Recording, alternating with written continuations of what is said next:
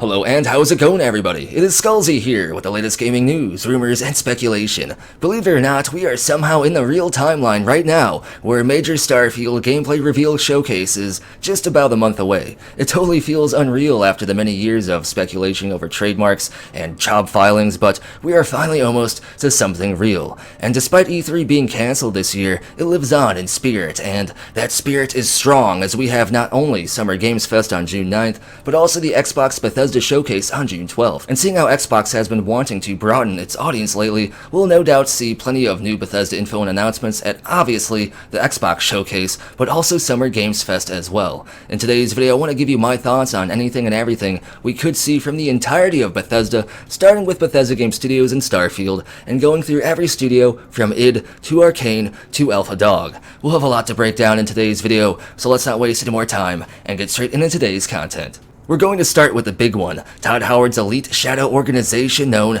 as Bethesda Game Studios Maryland, and this one is pretty obvious as we will no doubt see Starfield this summer. I expect a Starfield story or in-engine trailer at Summer Games Fest, and then the much anticipated and much awaited gameplay reveal showcase at the Xbox Bethesda event on June 12th. And I'd expect the Starfield gameplay showcase to be huge and potentially the longest running individual portion of the entire Xbox showcase this summer, because the showcase specifically says it's not just the Xbox showcase, it's also the Bethesda showcase. As for the Starfield gameplay reveal itself, I'd expect anywhere between 10 to 20 minutes, more if you happen to have put a bunch of points into that luck skill. But here's how I expect it to all go down in Todd Howard Town. The Bethesda showcase will likely end with the Starfield gameplay reveal. They'll want to keep everyone watching and waiting because they know a ton of people are hyped for Starfield. But the actual Starfield gameplay showcase itself will begin with Todd Howard walking out onto that digital stage wearing one of his legendary Indiana Jones leather jackets that we all know and we all love. He'll talk about how Starfield has been a dream project for not only himself but for Bethesda as a whole, basically a universe 25 years in the making, and then it'll all begin with character creation. Bethesda has talked about and mentioned the overhaul character creation, including backstory decisions for Starfield, so I believe we'll see a brief preview of that at the beginning of the Starfield gameplay showcase. Todd will then have this new character walk around the interior of whatever building we start in, showing the new graphics, the interface, and the UI system, how good the NPCs look, and how the NPCs react to one another and the player. Then I believe we'll see some of the new dialogue system, and perhaps even a bit of that new overhauled persuasion system that Todd mentioned as well. Then Todd will activate a quest. He will get a Todd quest, and we'll have our first very own step out moment reveal as we step out of the building and see the planet before us with all the various points of interest out there in the distance that we can go to and explore. Todd will say, "You see that crashed satellite? You can go to it." Todd did mention though that Starfield has 2 step out moments, and we'll get into the second one here in a bit. After stepping out onto the planet's surface, we'll see Todd try to accomplish this quest. We'll likely see some of the exploration on the planet's surface, maybe even some planetary rover vehicle stuff where Todd drives a vehicle and showcases the new vehicle mechanics on the planet's surface, but I have the feeling we'll definitely see some combat and some of the special character abilities in Starfield. And after Todd completes this quest and kills some stuff, we'll see Todd Howard turn the quest in, and then we'll see how the experience system works and hopefully the level up screen and the skill system as well, because it would make sense to show that during this gameplay reveal. It's a totally different, totally new IP from Bethesda. A lot of people don't know what to expect here. And then finally, the Starfield gameplay showcase will end with the reveal of the game's second step out moment. Our next quest actually takes us to another planet. Todd leaves the building and starts to head towards the landing pad where the player's ship is docked. We'll see Todd actually manually enter the ship and get into the cockpit and startup launch procedures, just as we saw in the Starfield E3 2021 trailer, and then the ship will take off, going above the planet's surface. We'll see the planet underneath us and just how big the landscape is. Then we'll rise up through the clouds, pass through the final upper atmosphere into the cosmos itself. The planet will be nothing more than a horizon underneath us as we saw the Starfield in front of us, and then Todd will manually control and fly the ship away from the planet towards the next quest objective, only for the showcase to end, leaving us and the rest of the community wanting even more, causing the hype to be capped at such a high level that Bethesda will utilize this to continue marketing Starfield up until the game's release date this November. And to be honest, the hype is already assuming direct control, and no, I gotta say real quick, because I know this will be mentioned down below in the comments, I don't believe we'll see any Elder Scrolls 6 stuff this year, let alone this summer. Bethesda Game Studios will want the focus to be on Starfield entirely, and any potential Elder Scrolls 6 trailer could potentially take away from that Starfield Starfield focus. As far as Bethesda Game Studios Austin, Montreal, and Dallas, I decided to wrap them all up into the same breakdown section, not because they are any less important, but simply because we know substantially less about anything they're working on. We know the various Bethesda Game Studios dev locations tend to help one another with various projects. For example, Montreal was or still is playtesting Starfield. However, there are several rumored new Bethesda Game Studios games in development right now. Judging by LinkedIn profiles and Bethesda job postings, BGS Austin and Montreal are all said to be working on 2 entirely different new games apparently, and even Dallas, I guess, is rumored to be working on something as well, but I don't know if I believe that. I believe Dallas are Bethesda Game Studios in-house VR experts and are likely working on or even polishing Starfield's VR capabilities. However, nonetheless, even though there seems to be new games in development from the various other Bethesda Game Studios development locations, I doubt we'll see anything related to them this summer because again, I think BGS wants the focus to be on Starfield this year. The only thing that comes to mind though in regards to this potential new BGS project is Spy Team, a Bethesda trademark that has been filed over and over again that is definitely a game, and a game rumored to be a Bethesda Game Studios project according to a recent ex-Bethesda developer leak.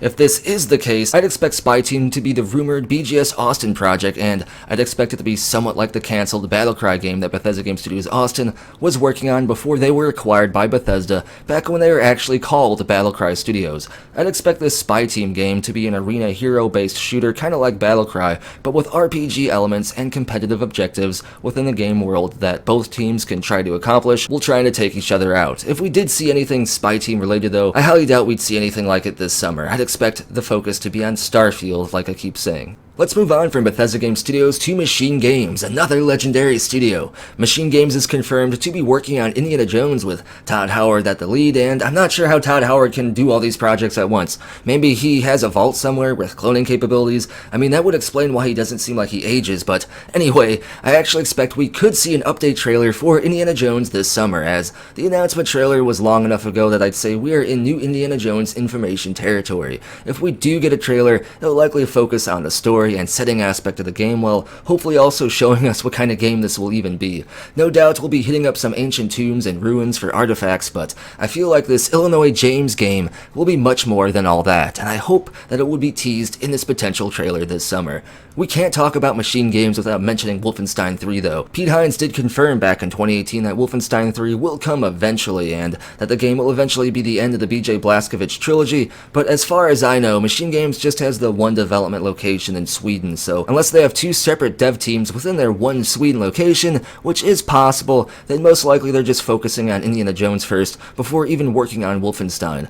Because of this, I'd have to say that we are much more likely to see Indiana Jones from Machine Games before we'd ever see any Wolfenstein 3 teasers, but I could be wrong about this. According to recent Machine Games job postings, they are indeed in the very early stages of another unannounced game, so this game could very well be Wolfenstein 3. Only time will tell though. I'd highly expect there to be new Indiana Jones information before Wolfenstein 3 information, and that goes for this summer as well. Let's move on to Tango Gameworks, as this one will likely be pretty quick. Then we'll get to Arcane, which I have a bit more to talk about. It's kind of up in the air what we might see from Tango Gameworks this summer, as their current project, Ghostwire Tokyo, recently released.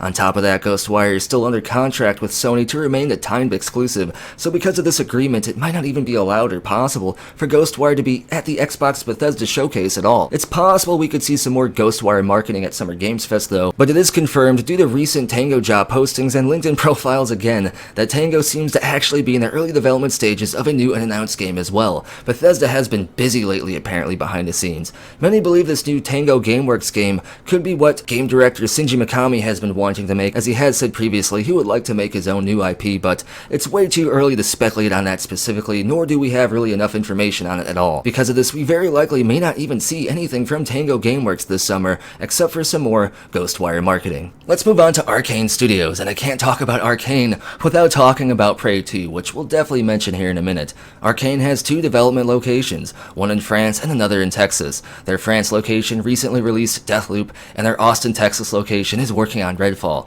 Redfall is an online co-op shooter where the main enemies are crazy vampires and likely relatives of mine, but not too much is known about this game yet, so I'd expect we'll get a bunch of major reveals and information about Redfall this summer, including a Redfall gameplay showcase as well. Redfall is set to release September later this year, so unless the game gets delayed, the summer will likely have the most Redfall marketing we'll see at once regarding this game.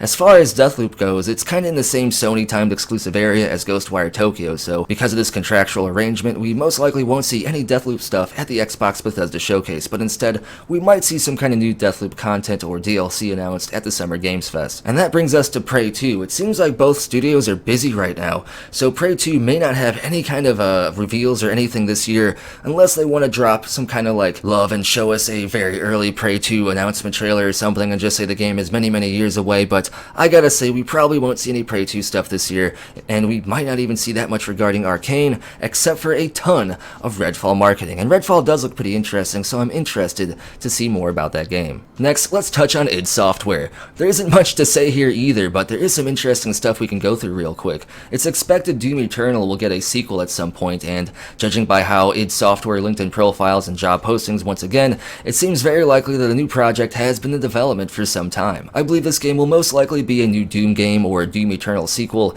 and that will most likely be built on a new id Tech next-gen engine, as id Software has two locations, one in Dallas, Texas, and another in Germany, and the Germany location has been working on a new game engine for quite a while now. Some theorize that this new engine will power a new Quake game, an entire new reboot to the franchise, which will consist of the return of the Quake single-player campaign, as well as that high-paced arena FPS online combat the game is known for as well. And although the recent Quake remasters seem to indicate a Quake reboot is possible, I still think the next id Software project would be a new Doom game. If we do see anything from id Software this summer though, I'd expect it to be a small announcement teaser trailer for this new Doom project, or maybe even an announcement for another Doom Eternal expansion. Bethesda as a company has been super busy lately though, which becomes even more evident as we move over to ZeniMax Online Studios. ZOS is confirmed to be working on a new AAA game that most likely is an online game since that's what they make, and this game has even been announced and confirmed themselves over the last couple of years. We have no idea what this game could be though. While I do believe ZeniMax Online Studios would eventually work on a Starfield MMORPG,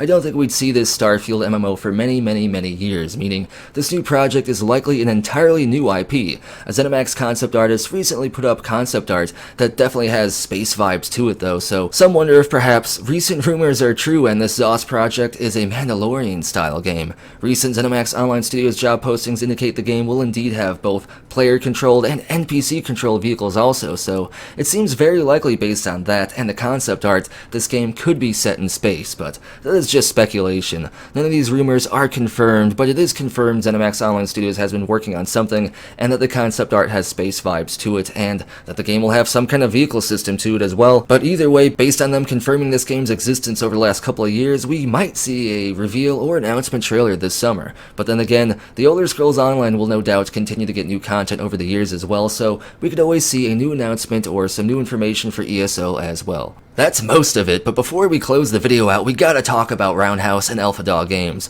Roundhouse is another studio that has been quiet for quite a while now, almost too quiet to be honest, and according to recent unconfirmed rumors, they're likely working on a new game, potentially a PvPvE game based on a Marvel comic license. That is some heavy speculation though based on unconfirmed rumors, but nonetheless, judging on how quiet they have been, the potential for some sort of reveal trailer from Roundhouse this summer is definitely real. Also, we have Alpha Dog Games, a Bethesda studio that we don't hear too much about, but they do have a solid list of successful mobile games under their belt. There has also been a Bethesda game trademark for many years now called Giant Monster News that we haven't heard anything about yet, and judging by the name Giant Monster News, it sounds like it could be a mobile game, so perhaps that's what Alpha Dog has been working on for a while now, and why Alpha Dog has actually increased their staff size. Maybe this Giant Monster News will drop this summer. That is everything though. This has been quite the video. Remember, unless I specifically said something was confirmed or came from Bethesda, consider it a rumor, as most of this is just my own speculation and educated guesses, I guess, on what I expect we could see from Bethesda this summer. If you think I missed anything, or if you want to share your own thoughts, be sure to comment them down below. Give the video a thumbs up if you enjoy the content, as it really helps push the algorithm to show my content to new people and for us to grow the community. And also, speaking of the community, be sure to subscribe to help grow the community and to stay in the know when it comes to the latest gaming news. And a huge shout out to the following amazing people for going above and beyond to support the channel and the community and get name added to this permanent feature video shout out list by supporting the channel over on Ko-fi, Patreon, and here on YouTube as an exclusive channel member. Links for all this and more are down in the description below, as well as a link for Skullzi merchandise and the Skullzi Discord server. And as always, thank you for watching. Be sure to tune in next time when we're one day closer to my 24-hour Starfield launch livestream.